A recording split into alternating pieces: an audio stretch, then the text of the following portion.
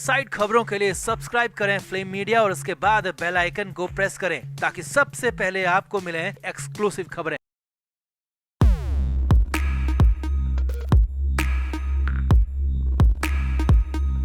सुशांत सिंह राजपूत जिस सिद्धार्थ पिठानी को अपना भाई समझते थे, जिस पिठानी को अपने ड्रीम प्रोजेक्ट का हिस्सा बनाया था, जिस पिठानी को अपने घर में जगह दी थी, वो ही पिठानी सुशांत की मौत के बाद सबसे बड़े गुनहगार के तौर पर सामने आया। और अब तो पिठानी की ऐसी हालत हो गई है कि 1 साल से जेल की हवा खाने को मजबूर है और बार बार कोर्ट की तरफ से भी पिठानी को झटके पर झटका लग रहा है, जिसके बाद तो सिद्धार्थ पिठानी बुरी तरह बौखला उठा है और पिठानी की झुंझलाहट भी सबके सामने निकल गई। पिठानी ने जेल जाने से मना कर दिया, खूब बवाल काटा और तो और पिठानी का गुस्सा अपने वकील पर भी निकल गया। जमानत खारिज होने से पिठानी इतना गुस्सा हो गया कि वकील की तरफ पलट कर देखा तक नहीं। तो क्या कुछ हुआ कोर्ट से दोबारा जेल जाते वक्त? आखिर क्यों जमानत नहीं मिलने पर पिठानी का सारा गुस्सा वकील पर निकल गया? आपको बताते हैं सब। आप भी वीडियो को शेयर करें और पिठानी की इस हालत पर कमेंट जरूर करें। तो सिद्धार्थ पिठानी कौन है, क्या है और पिठानी पर क्या आरोप है और 1 साल से वो जेल में क्यों बंद है, ये हमें ज्यादा बताने की जरूरत नहीं है, क्योंकि पिछले 2 साल में सब पिठानी के बारे में ए से लेकर जेड तक जान चुके हैं। सुशांत की हुई अचानक मौत के बाद मीडिया और सोशल मीडिया पर जो पिठानी का चरित्र हरण हुआ था, वो लाखों लोगों ने लाइव देखा था और सोशल मीडिया पर भी पिठानी को लेकर जो अलग अलग तरह की थ्योरी सामने आई थी, वो भी काफी हैरान करने वाली थी। फिलहाल तो सिद्धार्थ पिठानी ड्रग्स खरीदने और बेचने के आरोप में मुंबई की जेल में बंद है और पिठानी को जेल में 1 साल से ज्यादा का वक्त हो चुका है। इस 1 साल में पिठानी ने कम से कम 12 से 15 बार जमानत अर्जी कोर्ट में लगाई, कई बार बेल एप्लीकेशन पर सुनवाई की मांग कोर्ट से की, मगर कोर्ट कभी सुनवाई तक के लिए तैयार नहीं हुआ। एक बार पिठानी को शादी के नाम पर जमानत जरूर मिली, मगर उसके बाद कभी भी कोर्ट ने पिठानी को जमानत नहीं दी। जमानत तो दूर की बात, कोर्ट ने पिछले 1 साल से पिठानी की अर्जी पर सुनवाई तक के लिए तारीख नहीं दी। इस बार बड़ी मुश्किल से मुंबई की कोर्ट ने पिठानी की बेल एप्लीकेशन पर सुनवाई के लिए समय दिया और तारीख भी दी। ये बेल एप्लीकेशन पिठानी के वकील की तरफ से जनवरी 2022 में लगाई गई थी, जिस पर कोर्ट ने 24 जून को सुनवाई की। मतलब पूरे 6 महीने के इंतजार के बाद कोर्ट सुनवाई के लिए तैयार हुआ। सिद्धार्थ पिठानी को बड़ी उम्मीद थी कि इस बार कोर्ट सुनवाई के लिए तैयार हुआ है तो जमानत भी मिल जाएगी और 1 साल बाद वो खुली हवा में सांस ले पाएगा। पिठानी को लग रहा होगा कि जमानत मिली तो वो हैदराबाद जाएगा, अपने घर, अपने परिवार के बीच और अपनी पत्नी से भी मिलेगा, मगर अफसोस ऐसा कुछ भी नहीं हो सका, क्योंकि कोर्ट की तरफ से पिठानी की एप्लीकेशन को स्वीकार ही नहीं किया गया। कोर्ट ने जमानत की अर्जी पर सुनवाई करते हुए पूछा कि ऐसा पिछले 1 साल में क्या बदल गया जिससे आपको जमानत दी जाए? जेल है, कोई हॉस्टल थोड़ी ना है जो बाहर जाने की छूट मिल जाएगी। कोर्ट की सख्ती के सामने पिठानी के वकील कुछ बोल ही नहीं पाए, कुछ दलील में कह ही नहीं पाए। अब कोर्ट के ऐसे सख्त रवैये की उम्मीद पिठानी को और उसके वकील को बिल्कुल भी नहीं थी। पिठानी को तो उम्मीद थी कि उसे इस बार जेल से आजादी मिल जाएगी, मगर जब कोर्ट ने साफ मना कर दिया तो पिठानी बुरी तरह टूट गया। पिठानी की आंखों से आंसू निकल पड़े और जब पुलिस पिठानी को फिर से जेल ले जाने के लिए बढ़ी तो पिठानी कोर्ट की सीढ़ियों पर ही बैठ गया और फफक फफक कर रो पड़ा। कोर्ट के बाहर मौजूद पत्रकारों की माने तो पिठानी ने करीब 5 से 10 मिनट तक भारी तमाशा किया और जेल जाने से मना कर दिया। और जब पिठानी का वकील पिठानी को समझाने के लिए आया तो पिठानी और भी बुरी तरह बिफर पड़ा और गुस्से में वकील से बात करना तो दूर, वकील की तरफ पिठानी ने पलट कर देखा तक नहीं। कोर्ट के बाहर मौजूद लोगों की माने तो सिद्धार्थ पिठानी, जो कि सुशांत के पैसों पर सालों तक मौज काटता रहा, वो पिठानी जेल से बाहर बिल्कुल मायूस और निराश हालत में दिखा। अब ये तो सभी जानते हैं कि सुशांत सिंह राजपूत ने सिद्धार्थ पिठानी को कैसे फर्श से अर्श पर पहुंचाया था, मगर पिठानी को सुशांत की मौत का जरा भी फर्क नहीं पड़ा। कई मीडिया रिपोर्ट्स में तो ये भी दावा किया गया है कि सुशांत का परिवार जब सुशांत का अंतिम संस्कार कर लौटा था तो वहाँ पिठानी सुशांत के ही घर में किचन में नॉनवेज बना रहा था। उसे रत्ती भर भी सुशांत की मौत का गम नहीं था।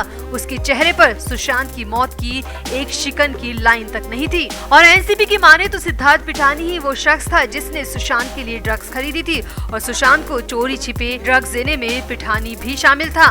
खैर फिलहाल तो पिठानी को अपने कर्मों की अच्छी सजा मिल रही है। कोर्ट जमानत न देने पर पूरी तरह अड़िग है, तो जमानत नहीं मिलने से पिठानी का हाल बुरा हो चुका है।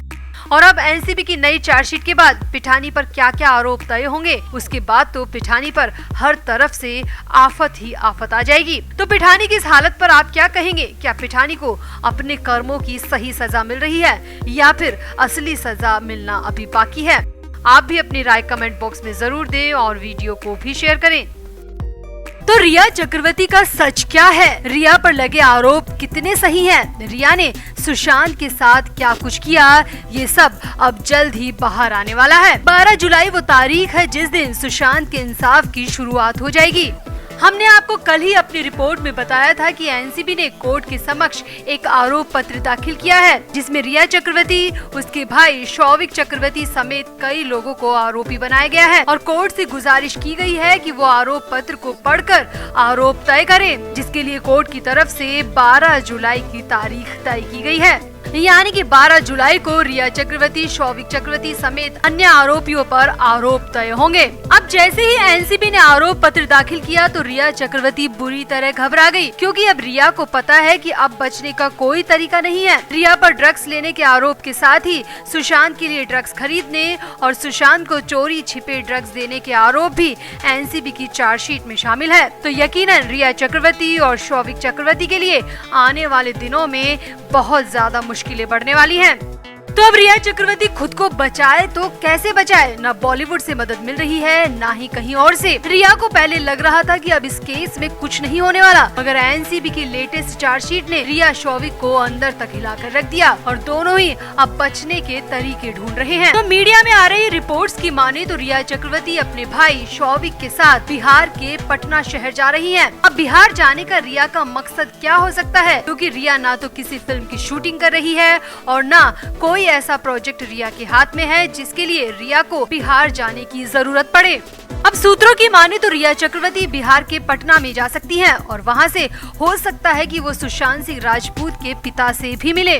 सूत्रों की माने तो रिया चक्रवर्ती बेहद गोपनीय तरीके से बिहार जाने वाली हैं। कब और कैसे जाएंगी ये भी किसी को खबर नहीं है, क्योंकि सब कुछ बहुत सीक्रेटली प्लान किया गया है।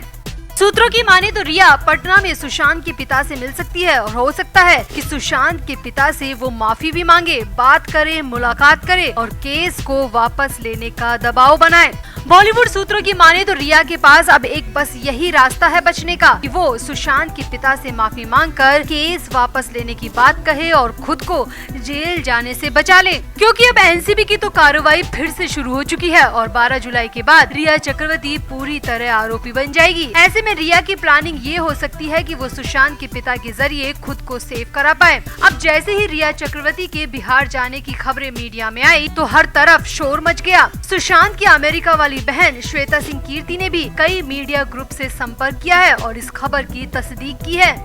वहीं खबरों की माने तो सुशांत सिंह राजपूत की दिल्ली और फरीदाबाद वाली बहनें प्रियंका सिंह राजपूत और रानी दीदी भी अपने पिता को अपने साथ लाने की तैयारी में हैं, ताकि रिया चक्रवर्ती पिता को अकेला पाकर अपने जाल में न फंसा पाए। क्योंकि अब सुशांत के पिता की उम्र 77 साल हो चुकी है। सोचने समझने की शक्ति भी इस उम्र में कम हो जाती है और जवान बेटे को खोने का दर्द उन्हें बुरी तरह जकड़े हुए है। ऐसी स्थिति का फायदा रिया न उठा पाए, इसके लिए सुशांत की बहनें भी अलर्ट हो चुकी हैं। तो अब रिया चक्रवर्ती का सीक्रेट प्लान क्या है? कब और कैसे बिहार जाएगी? बिहार जाने का असली मकसद क्या है? इस पर जो भी अपडेट हमें मिलेगी हम आपके साथ जरूर शेयर करेंगे। आप भी रिया चक्रवर्ती के इस डर पर और खुद को बचाने के लिए सुशांत के पिता को मोहरा बनाने की साजिश पर क्या कहेंगे? कमेंट करके जरूर बताएं और वीडियो को भी शेयर करें।